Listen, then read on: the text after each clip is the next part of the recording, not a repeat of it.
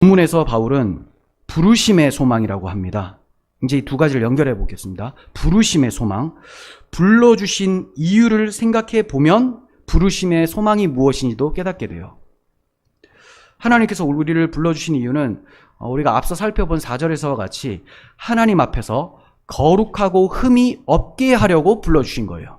그렇죠? 거룩하고 흠이 없게 하시려고. 지금 하나님이 우리를 보실 때 죄인으로 보실까요? 거룩한 자, 의인으로 보실까요? 거룩한 자, 의인으로 보시죠. 왜냐하면 예수님이 영원히 우리의 모든 죄를 다 씻으셨기 때문에. 그래서 거룩한 자로 보세요. 그런데 실제적으로 거룩합니까? 거룩하지 않습니까? 거룩하지 않죠. 내 영혼은 거룩해졌어요. 내 영혼이 성령의 전이니까. 성령이 내 안에 계신데 어떻게 여기에 거룩이 없겠습니까? 그런데 내 육체는 여전히 죄를 짓기도 하고 의를 위해서 사용되기도 하고 죄를 위해서 사용되어지기도 하고 왔다 갔다 한다는 거예요. 그래서 이 육체는 아직 거듭나지 않았습니다. 변화되지 않았어요. 그래서 우리는 의인이라고 칭함을 받은 죄인이다라고 하는 것이 우리의 상태예요. 하나님은 우리를 의인으로 보시지만 우리는 여전히 죄의 상태에 있습니다. 그러면 하나님께서 거룩하고 흠이 없게 하시려고 라고 하실 때 여기로 이 상태를 끝으로 보시고 말씀하신 게 아니겠죠. 완전히 변화되어서 거룩하고 흠이 하나도 없는 상태, 죄를 전혀 짓지 않는 상태, 죄를 지으려고 하는 유혹조차도 들어오지 않는 그 상태, 그 상태로 만들어내시는 것이 하나님의 목적이에요. 우리는 그 상태를 향해서 달려가고 있어요. 이 달려가고 있는 상태를 가리켜서 성화라고 하고요. 달려가서 끝에 변화되잖아요. 이 상태를 영화라고 해요.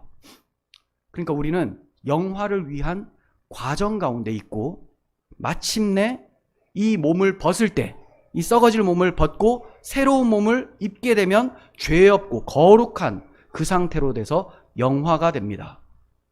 그것이 하나님의 부르심의 목적이라는 거죠. 이것을 소망하셔야 돼요. 죄 없는 몸을 그렇게 소망할 만한 이유가 있습니까? 아니 나는 좀 등 따시고 배부른 것이 좋은데 굳이 죄 없는 상태를 그렇게 바랍니까?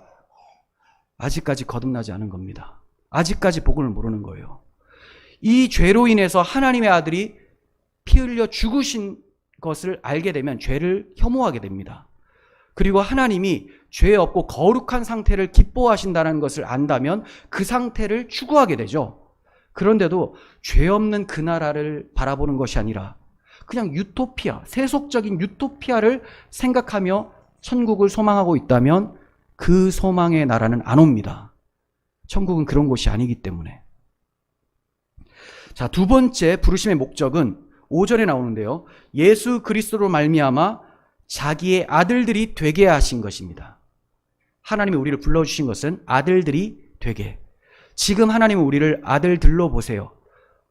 여성분들은 서운해하지 마십시오. 왜 아들들이라고 하냐면 고대 사회에서 기업을 넘겨줄 때 유산 상속이 아들에게 있기 때문에 한 것이지 여러분들도 영적으로 다 아들이 되는 거예요. 상속자라는 말입니다. 자, 상속자가 되어지기를 원하셨다는 거예요.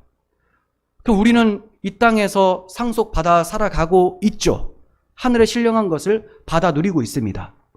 하지만 완전히 누리지를 못해요. 그래서 완전히 상속받을 그 나라를 바라보며 소망하며 살아가는 것. 이게 부르심의 소망이라는 거죠. 그리고 그러한 상태에서만 기뻐하며 찬송하게 될 것을 소망하게 되죠. 죄 없고 흠이 없는 상태의 하늘의 모든 신령한 복을 완전히 누리면서 하나님을 기뻐 찬송하는 그 상태.